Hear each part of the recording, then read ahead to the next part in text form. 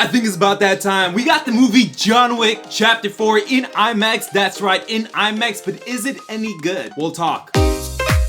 Hi, how you doing today? It's Just Jess here. Hope you're having a good day. And today, yes, so we got the movie John Wick Chapter 4. Is this movie worth it to go in IMAX? Honestly, absolutely yes. Even though I could not find it was filmed for IMAX, even in their website below, which I'll link below, this format was perfect due to the camera shots, angles, and sound, especially sound. Let me talk about that in a minute. Thought the sound was loud at the start, so when the movie plays in IMAX, I thought I had to leave or move a different seat because the sound, even with this IMAX theater that I've been going to for years, I thought it was loud. Now, yes, it's just for that beginning part of the movie when he starts hitting like a cardboard, because after what happened in the events of the third one, he's trying to get back out there. So I thought it was amazing to see this in IMAX. I felt more immersive than your traditional non-compared screen. The lighting they used for each of the menu of the fights was amazing to see this in IMAX because you see the more of the cinematography since you have the bigger premium screen. But side note here, a lot of the movie was shot at night. So with my experience of going to the theaters in a premium theater formats, I've seen to the theaters in IMAX and then I went to go see it in a non-premium screen, whether that be not IMAX or not Dolby. So I felt like even though the movie was shot mostly at night, there's a lot of scenes at night, it's like 75% nighttime. I feel like you will benefit if you go to an IMAX or Dolby because you get that wider aspect ratio in terms of the screen size in your theater than you're compared to your non-traditional premium screen, because then when the lighting or the brightness comes up, you'll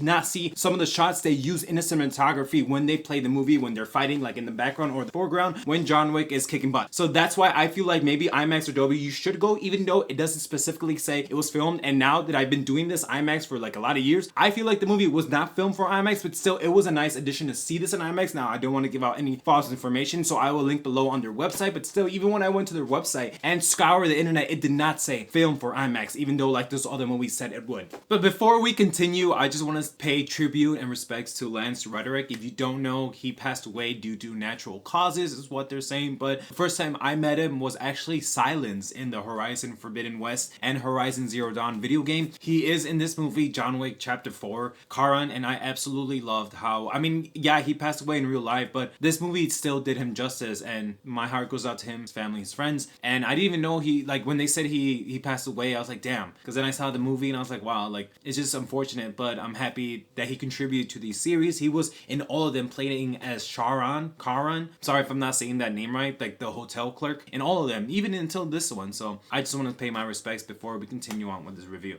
John Wick Chapter 4 is an intense adrenaline action adventure gunslinging sword slashing hand-to-hand combat known as the online, as they say it, as Gun-Foo. And yes, it takes that, all those aspects to a new level, but continues on the John Wick franchise into the new direction, especially forward. Created with Gun-Foo with the guns and the hand-to-hand combat, it feels like playing Hitman 3 and Sifu on PlayStation 5 with Call of Duty, just to the steroid to the max. You got the suits, you got the kills, you got the guns. So all you gamers out there, it felt like a combination of those three, but just in the bigger screen. I'm gonna be very honest with you guys. I saw the first three right before the fourth one. I don't know what I was doing in my life when I didn't see the first three in theaters. I watched it at home, and yes, granted, I always attest to watching in a theater, but I had to get caught up for this, and I'm really happy that I watched three of them. And I couldn't believe these amazing action movies with Keanu Reeves was in theaters and even in the world without me doing this. So I absolutely hated myself for not doing it. However, I did watch the first three, and basic recap with no spoilers. I don't think you should go into this film if this is your first movie in the John Wick franchise. Yeah, I get it, because of course see it in IMAX or see it in the theater, but to be very honest with you, it's better if you see the first three so you can get caught up with the story and see how incremental levels they add to the world of John Wick, whether that be the coins, the medallions, the markers, the passes, the cross. It just fills you up with a lot of information that you need to, but basically without spoilers, and this is all in the marketing material for the first three. His wife dies of an illness, so no one killed her.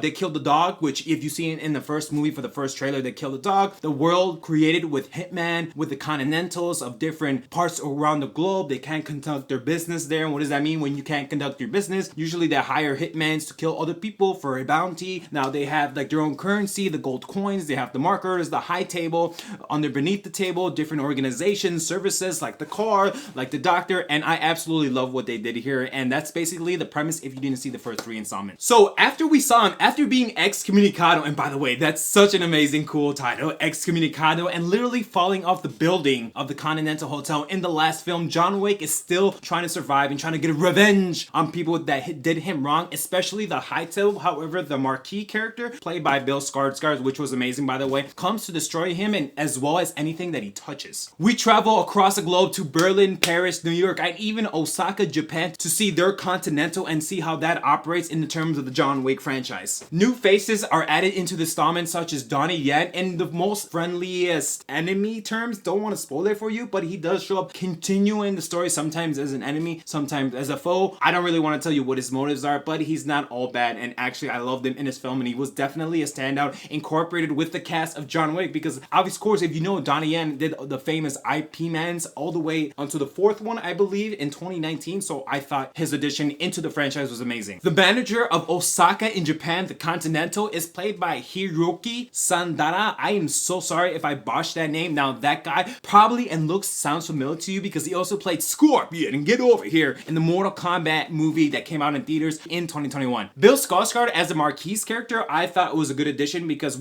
I've known him from like It and It Chapter 2, so I've only known him as like the clown character, but definitely fills this role of the Marquis character, someone that has a lot of power, but I don't think, and I don't want to spoil it for you, I don't think he has a lot of knowledge on fighting hand-to-hand combat, which like I said, I don't want to spoil it for you, but I just think he has a lot of power, like people beneath him, he's like, you have to do this. He's that typical enemy guy, like, ooh, it's come to my attention that John Wick has earned this title of reputation that's gonna destroy the high table. And I absolutely love that this movie introduces us to more of the Marquis character, especially the high table. Every single installment of the John Wick franchise introduces us to a more deeper layer of connections. What do I mean by that? Well, here, let me explain. So remember in like the first three movies, we get introduced to the coin, to the different continentals apart the globe, and especially in the previous installments when John Wick had to use a cross to get to safe passage. We also get introduced to the marker, which they have to touch to the blood. So now that we have another installment in the John Wick franchise, we see more of the high table. Because before installments, I remember watching the first three ones and I was just like, oh my gosh, like I can't believe, like, what is the high table? What does that look like? And I was like, ooh, like now we get to see more of that in this depth of the movie. However, we see a common enemy that makes old foes turn into friends for the sake of John Wick. Now we get to see the high table and how they operate, as well as what they kind of look like and what they do day-to-day basis, and why their influence on the world of the Continentals is so like extreme, and also get introduced us to the old ways. The old ways is an old tradition that the movie will explain to you if you go see it, but I thought it was pretty cool because it's like a different hidden gem in the Continental world of John Wick. One thing that I absolutely do love about the movie is the relationship between him and Donnie Yen's character, which is Kane. Throughout the movie, in terms of friendliness but also enemy, it's like, especially one of the scenes that I want to talk about real quick is the bound to the table and why they can't be themselves in terms of like the friendships and what they want to do in the rivalry here to come. So they can't really be like true friends because they're still bound to this table, and as long as you're bound to the table, they will kill like your family and stuff if you don't do what they ask you to do because you're a hitman, quote unquote. But they bring in Kane because he is like one of the all-time best assassins in order to potentially stop John Wick. Don't want to ruin it for you, but I thought his addition with John Wick was a nice complex relationship for the movie to explore us in this installment. I saw this in IMaX and I absolutely had a good time with it. There was a lot of amazing scenes that took advantage of IMaX, especially in this franchise. A lot of people think, oh, it's just action movie first, just gun-slinging, sword-slashing, hand-to-hand combat known as Gun-Fu, and I can see why, but at the end of the day, what's wrong with that? If it's done really well and the choreographic is pretty amazing, then there's nothing wrong with that. But now as we get into the further installments, and especially with this one, I feel like the story and the action blends in seamlessly more that we know of come the story as well, because now it gets more of the foreground or the forefront of the movie that the story is trying to convey to us, with John Wick battling what he should do in this world of the hitman. But I absolutely loved it because there's a section in the movie where the camera literally points upward down like a video game. Like here's a picture of it right now that I'll show you. It's kind of like the minute of 12 minutes, the video game on Xbox and on PlayStation, but it gives us a different visual distinctive character of the angle of the action, which I absolutely love, because seeing that in IMAX with John Wick, with hand-to-hand combat, with the choreography, different set pieces, with the lights, with the shimmering, with the body language, it's so amazing to watch that particular part in IMAX. And I thought it was a good iteration, like a plus up based on their past experiences with the movie, that gives us something new for the audience to watch. And one last thing, one of the things that in this movie did well was the continental part of the movie in Osaka, Japan, with the neon lights, with the different exhibits. You hear the glass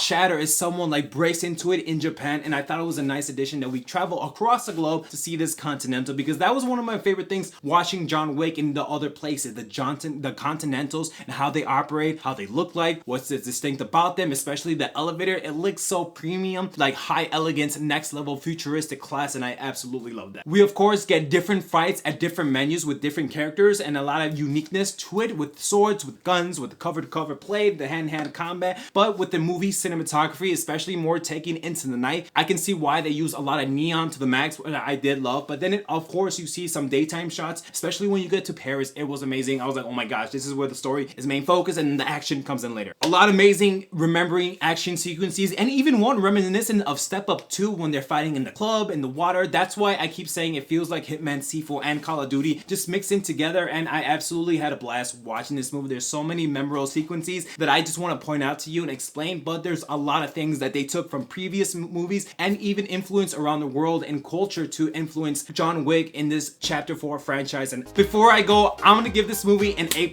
and we saw this in IMaX, so your results may vary. I had a great time watching this throughout high school, throughout my whole life. I've lost all my fights. I've only won once, but watching this in IMaX and see the next iteration of every single John Wick and ending it with this, and I want to say kind of ending it because they don't know if they're gonna make Chapter 5. This is like one of the best movies this year, hands down, A+. That's like the best score so far. And to be very honest with you, before leaving, this is so far the best movie that I've seen this year in theaters in IMaX. I just wanted to tell you that. But as always, if you made it this far, I appreciate you so much. Maybe consider hitting that like button and turning on notifications so you never miss a video. And with that, take care, bye.